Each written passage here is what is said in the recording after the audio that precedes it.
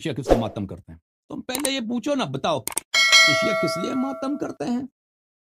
शिया किसके गम में मातम करते हैं?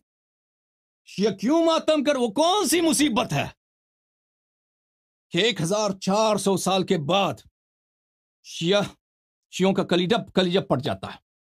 इंसान उस मसाइब का तसव्वुर भी नहीं कर सकता। वो कौन सी मुसीबत है? वो किसकी मुसीबत है? वो वो क्या छोटी मुसीबत है, अजीम मुसीबत है? वो क्या मुसीबत, वो किसका गम है? अगर ये इसको तुम इस मेरे सवाल का जवाब दे दो ना कि शिया क्यों मातम करते हैं, पर ये कभी नहीं पूछोगे कि क्यों मातम करते हैं।